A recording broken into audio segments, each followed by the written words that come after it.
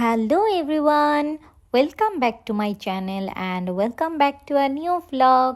আজকের ব্লগে খুবই মজাদার কিছু রেসিপি দেখাবো যেগুলো বানানো খুবই ইজি এবং সেদিন আসলে আমাদের খুবই ইচ্ছে করছিল যে স্যুপ আর অন্থন খেতে। তো এর মধ্যে আবার কিছু নিউ আইটেমও বানিয়ে ফেলেছি, মানে ওই দিনই প্রথম বানিয়েছি এরকম হয়েছে। আর এগুলো খেতে খুবই মজাদার হয়েছিল।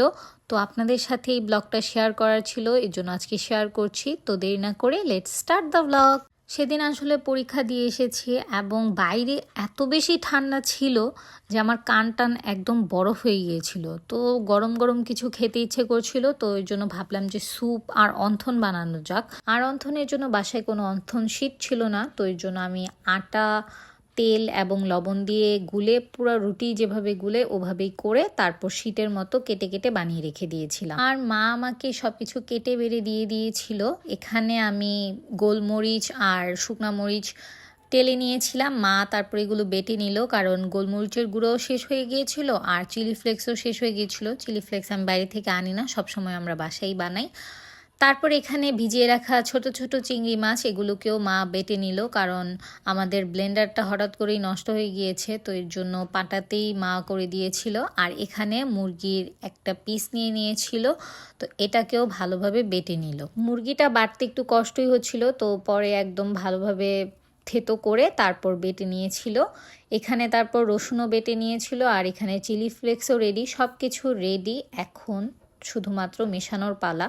তো চিংড়ি মাছ আর মাংসটার সাথে রসুন বাটা দিয়ে তারপর পেঁয়াজ কুচি আর পেঁয়াজ কলি কুচি দিয়ে নিলাম।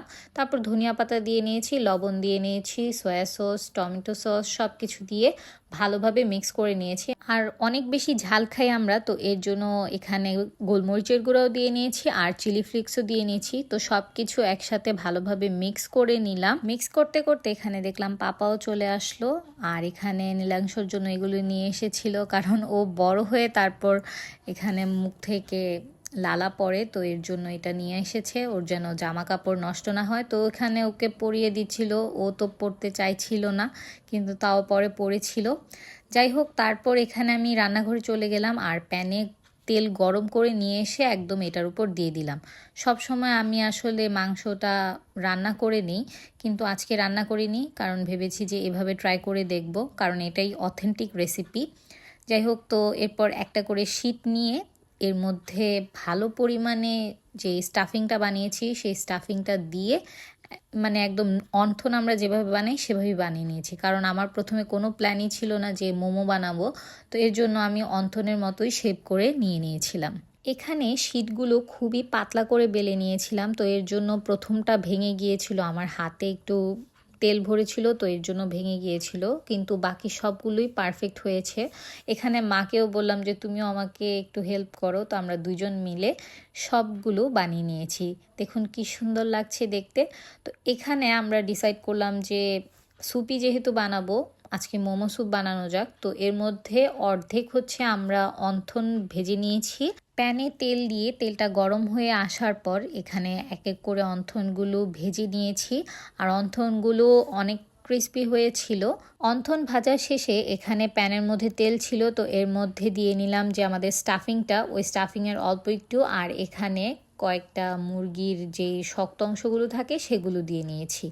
তারপর হালকা একটু ভেজে নিয়ে জল দিয়ে নিয়েছি। আমাদের ওই স্টাফিংটাতেই পেঁয়াজ রসুন সব ছিল, তো এর জন্য আমি আর আলাদা করে দেইনি। তো জল টল দিয়ে এর মধ্যে তারপর আমি এখানে একটা অন্থন টেস্ট করছিলাম, খুবই ক্রিস্পি এবং খুবই টেস্টি হয়েছিল।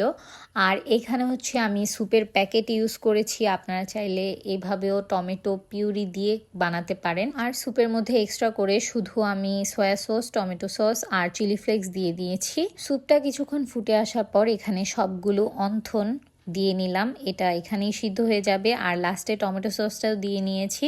অ্যান্ড এটা থেকে যে কি একটা সুন্দর গন্ধ আসছিল, মানে আপনাদের বলে বোঝাতে পারবো না, এখনও আমার জিভে জল চলে আসছে। লিটারেলি খুবই টেস্টি হয়েছিল, আর গন্ধটা তো অনেক অনেক বেশি সুন্দর আসছিল।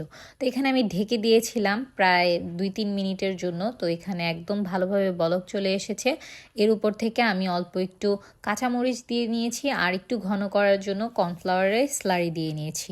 এই তো দেখুন আমাদের মোমো স্যুপ একদম তৈরি। এখানে স্যুপটাকে প্লেটিং করে নিয়েছিলাম আর দেখুন দেখতে কি টেম্পটিং লাগছে, খেতেও খুবই টেস্টি হয়েছে। তো মা এখানে সবাইকে বেড়ে দিচ্ছিল আর এটা তো এখনও দেখে আমার জিভে জল চলে আসছে। এখন হচ্ছে আমাদের টেস্টিংয়ের পালা, তো সবাই আমরা খেতে বসে পড়লাম। এখানে আমি প্রথমেই দেখিয়ে দিচ্ছি এটা দেখতে কীরকম হয়েছে আর অন্থনটা তো আগেই টেস্ট করে ফেলেছি। তো প্রথমে ভুট্টু খাচ্ছিল, ভুট্টু তো এগুলো খেতে অনেক ভালোবাসে, মানে স্যুপ, অন্থন, মোমো বিশেষ করে ওর অনেক বেশি পছন্দের। তো ওর খুবই ভালো লেগেছে। তারপর মাকে বললাম তুমি খাও, মাও বলল খুবই খুবই টেস্টি হয়েছে। বাসায় সবাই খেয়েছে এবং সবাই খুব ভালো বলেছে। এখন আমি খাচ্ছি এবং আমারও খুবই ভালো লেগেছে। আমার তো স্যুপ খেতে যে কি ইচ্ছে করছিল, আমার একদম কান নাক সব কিছু বরফ হয়ে গিয়েছিল, বাইরে থেকে আসছিলাম। তো এর জন্য এটা খেয়ে খুবই ভালো লাগছিল, আরাম লাগছিল গরম গরম। এই শীতের দিনে গরম গরম এই জিনিসগুলো খেতে কারই না ভালো লাগে, আমাদেরও খুবই ভালো লেগেছে। তো আশা করছি আজকের ব্লগটি আপনাদের ভালো লেগেছে। আজকে এ পর্যন্তই, দেখা হচ্ছে নেক্সট কোনো ব্লগে। সে পর্যন্ত আপনারা সবাই ভালো থাকবেন, সুস্থ থাকবেন। টাটা।